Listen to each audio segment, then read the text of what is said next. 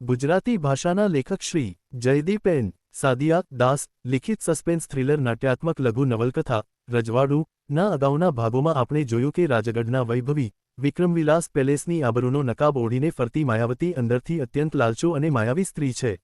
સત્તા અને શાહી મિલકત હડપ કરવા માટે તે પોતાના જ દિયર સમર અને મેનેજર દિગ્વિજયને પોતાની વાસનાના મોહપાશમાં બાંધીને મહોરા બનાવે છે।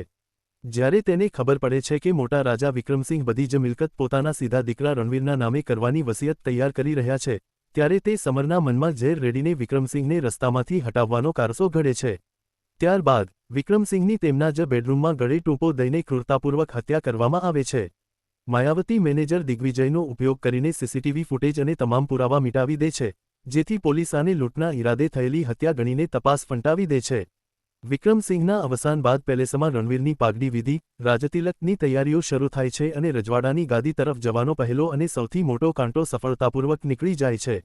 પણ આ સત્તાની સાચી લડાઈ તો હવે શરૂ થાય છે, જ્યાં પેલેસના ભોનિરાના ભયાનક સત્ય અને વસિયતના અસલી રહસ્યો પરથી પડદો ઊંચકાવાનો બાકી છે। હવે આગળ રણવીર પોતાની લાગણીઓ પર કાબૂ રાખીને ગુપ્ત રીતે પોતાના રૂમમાં પાછો આવી ગયો। આખી રાત તે સૂઈ ન શક્યો। તેની આંખો સામે પિતાનો ચહેરો અને માયાવતીનું કપટ તરવરતા હતા। તે સમજી ગયો કે પિતાની હત્યા પાછળ પણ આ બંનેની જ કોઈ ભયાનક ચાલ હતી। ગુસ્સામાં આવીને લડવા કરતાં તેણે આ બંનેને કાનૂની અને માનસિક રીતે તોડી પાડવા માટે એક મોટો વ્યૂહ ઘડ્યો।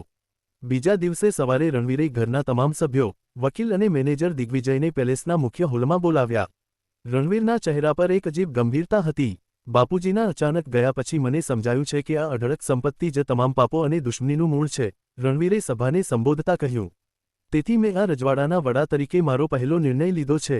હું વિક્રમવિલાસની 80% જમીનો, બેંક બેલેન્સ અને સોનું એક સરકારી અનાથાશ્રમ અને ફ્રી મેડિકલ ટ્રસ્ટના નામે દાન કરી રહ્યો છું। બાકીની 20%માંથી જ આપણો પરિવાર ચાલશે। વકીલ સાહેબે કાગળો તૈયાર કર્યા છે, કાલે સવારે સહી થશે। આ સાંભળતા જ સમરના હોશ ઉડી ગયા। માયાવતીના હાથમાં રહેલો ચાનો કપ સહેજ ધ્રુજી ગયો, પણ તેણે પરાણે પોતાના ચહેરા પર સ્મિત જાળવી રાખ્યું। તે જ રાત્રે માયાવતીના ખાનગી કક્ષમાં સમર પાગલની જેમ ઘૂસી ગયો। તેણે ગુસ્સામાં માયાવતીનો હાથ પકડ્યો। માયાવતી, આ રણવીર તો આપણને ભિખારી બનાવી દેશે। તે વચન આપ્યું હતું કે આ રજવાડું મારું થશે, પણ અહીં તો બધું હાથમાંથી જઈ રહ્યું છે। મારે રણવીરને હમણાં જ પતાવવો પડશે। માયાવતીએ તેનો હાથ ઝાટક્યો અને તેની આંખોમાં કાળો ક્રોધ અને વાસનાનું મિશ્રણ દેખાયો। શાંત થા મૂર્ખ, રણવીર કાલે સવારે વકીલને મળવાનો છે ને? એ સવાર જ નહીં પડે। મેં મેનેજર દિગ્વિજયને પણ આપણી સાથે રાખી લીધો છે। આજે રાત્રે જ રણવીરની આખરી રાત હશે। પણ તેઓ નહોતા જાણતા કે પેલેસની દિવાલોને પણ કાન હતા અને રણવીર બધું જ સાંભળી રહ્યો હતો।